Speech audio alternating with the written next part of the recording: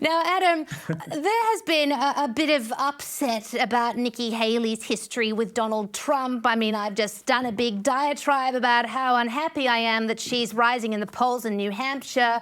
She confirmed in 2021 that she would not run against him if he ran again for the 2024 election, and yet here she is running. What on earth has changed? Well, I think what changed was 2022, and when everyone was mocking Donald Trump for what at that stage was a proposed run. I mean, we didn't know until the end of last year that Donald Trump was going to run, but throughout all of last year, and especially after the midterm elections, you might remember that the less successful performance of Republicans, or at least a performance that was worse than expected, was blamed on him, and a lot of people thought that he wouldn't even run, and she was no doubt taking all that in and thought, well, this is her big opportunity. I mean, of course, politicians only say what's in their own interests, and they change their mind all the time, of course. She's clearly changed her mind. And I don't begrudge her changing her mind. I mean, we all change. She's an ambitious woman, and she wants the highest office in the land, and I don't blame her for running. But yeah, she definitely, she did change her mind, but she's miscalculated, I think, because as we've seen throughout this year, I mean, Trump's, despite all the indictments, has just gone up and up and up in the polls. It's quite extraordinary, actually. No one would have predicted it. I didn't predict it. All the mainstream journalists last year were saying this is a disaster. Ron DeSantis is going to get it. Anyway, we've all been proved very wrong. So, Adam, tell me, what are your thoughts on Nikki Haley as a candidate per se? She's not necessarily in line with that kind of populist trend that we've seen in Europe with Geert Wilders or Javier Milei in Argentina, is she? Yeah, she's certainly not. I mean, the mainstream media in the US is really boosting her right now, building her up. They all hate Trump. They don't like DeSantis, and they see her as an opportunity to kind of drag the Republican Party back to kind of the Bush era, if you like, the more neocon, the more traditional country club Republican Party, which frankly is all but dead. So I don't think it's going to work. I mean, her policies are very, very different from a Donald Trump's, especially on foreign policy, and also Ron DeSantis's, and Vivek as well, of course. And frankly, the premise of this conversation is that she's booming in the polls. She's not booming in the polls. I mean, this is all a media creation. I mean, she's still single digits.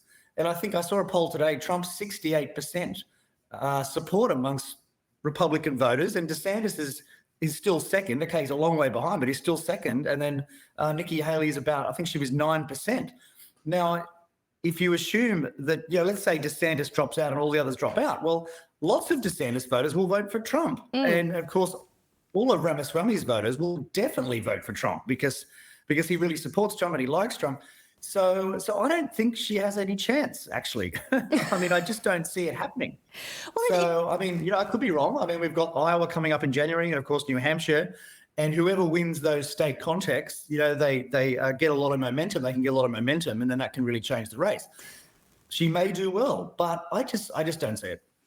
Well, that's the interesting thing. You mentioned New Hampshire. One of the reasons this media narrative has been constructed, and she's pushing it along, that she's quote unquote surging in the polls, is because there was one poll. It was an Emerson poll that had her at sort of around 18%, like well ahead of DeSantis and Vivek, and beating Biden. But can he really drum up a lot on just one state? No, I mean, well, also the thing is, it's just one poll. I mean, the thing about, I remember in Australia, you've basically got the two main polls, right? And you kind of know when they come out. But in this country, there's literally a poll every day, and they're all quite reputable, and they all say different things. So I think to build something off that one Emerson poll, is just, it's silly. I mean, it's worth pointing out the betting markets, which I find more interesting, actually. If you look at the betting markets, because that's where people who know things are putting in money, right? She has surged ahead. She's now second, she's now most likely to win the Republican nomination after Trump. Yeah. She's clearly ahead of DeSantis now. But I still don't think that she'll get it, but she is ahead of DeSantis. There's no question about that. And of course, the big news this week was that she got the Koch brothers support. They're Republican billionaires.